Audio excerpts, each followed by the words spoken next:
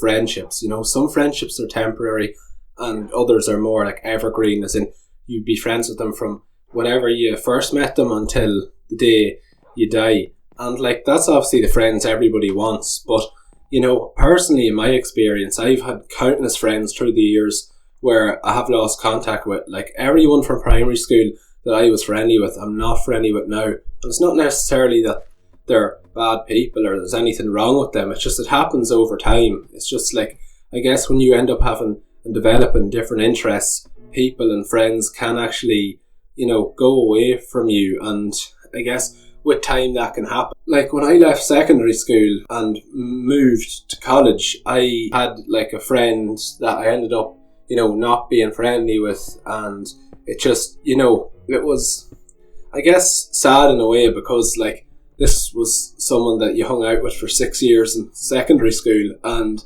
then all of a sudden, you know, you're in college and, you know, they have their own friends and you have your own friends, and it's just like, you know, it's sometimes friendships like drifting away can really sting a lot, like, you know. Like, I remember initially starting college when that was the only friend I had in the college I was in that I went to school with, and, you know, after being in school and all, you know, this fella made his own friends in college, and then, you know, I took a while to make friends in college, so it was like, it was quite a lonely period, especially when, you know, I was up in college and I was, I guess, didn't have any friends in the college I was in, so that was very difficult initially.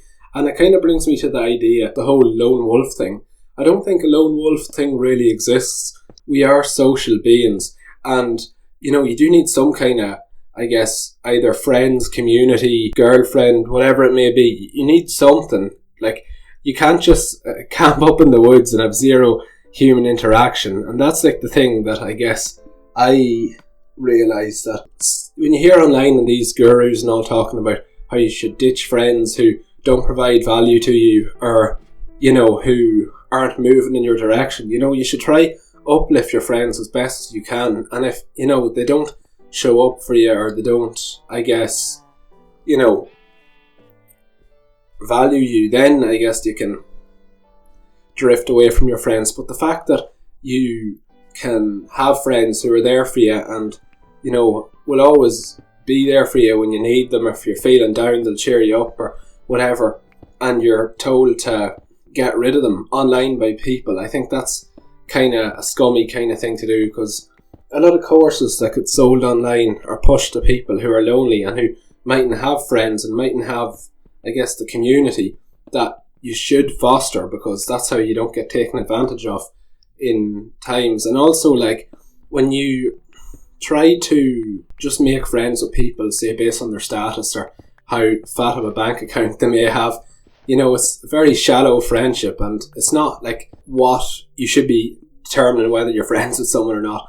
Personally, in my opinion, I've had friends from school that I guess lost contact with since we left school, because I guess that's the great thing when you are in school, you have that structure of seeing your friends like every day or 5 days a week, where that's not the thing in the real world, and you've got to make time for your friends, and it's a lot harder to work around schedules because they might have a girlfriend, or they might have stuff on weekends, or they might be away weekends that you're at home, or whatever it may be. And that's the thing, like, it's 50-50 a lot of the way with friends. Like, especially me, some friends I'm just going to say, I'll put my hands up and say I'm guilty of probably not reaching out to them as much as I should have, and then I wonder why we're not hanging out as much as we used to, or why we're not, like, I guess, as friendly as we were.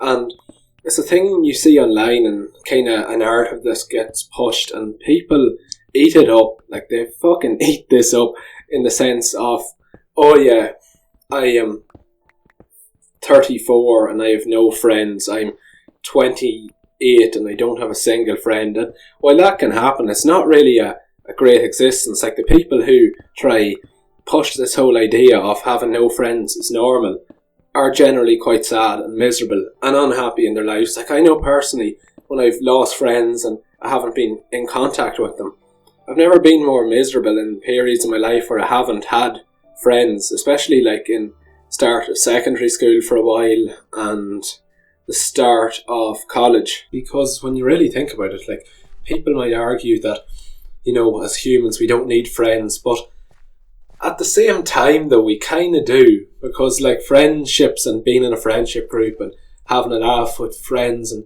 being around them actually makes you feel like part of a community. And they do find out, I saw Harvard's like TED talk where it was like they analyse these Harvard men graduates, and they're happiest with having a good family and having a strong community and having friendships. But friendships can foster community, as in you feel like home or feel like part of something when you're with your friends, or you're, I guess, hanging out or having fun. And that's like one of the things as well, like it does suck to lose friends over time.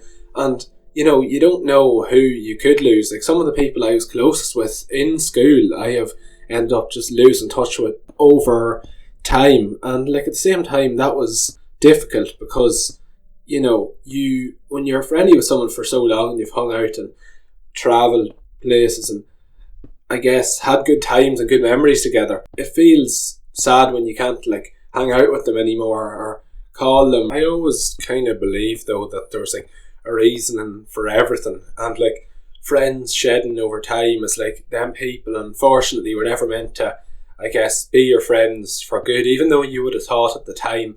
But like when you're 18 compared to when you're like 48, that's a big difference. And when you are 18 you see these things and you see, oh, I'm going to be friends with this person forever. But I guess it doesn't work out like that. And life is a way of making, I guess, people who you thought were going to be your best friends and that you'd always have and always hang around with aren't always going to be there. And I guess that's an unfortunate reality of life. I guess so the best thing that happens, and it's not all bad, is that losing friends over time makes space for new ones. Like personally at the minute I probably have, not including relations, friendly with probably 3 close friends, and I guess it's basically quantity in friends means nothing, the quality in friends does. So if you can find good friends that are like good to you and don't do bad things or don't, I guess, do anything to like put you in any kind of trouble or anything like that, they're the kind of people you want to hang on to. And sometimes you might lose contact with them, but I feel like with them people, they're the type of people you couldn't see for years and then you could be friends with instantly again because you just get on so well. And yeah, that's really it. I guess I just wanted to talk about how I was feeling about the whole topic of losing friends as you get older, and how I personally think that like having 0 friends or isolating yourself will lead to you becoming miserable. And yeah, that's it. I'm out. Peace.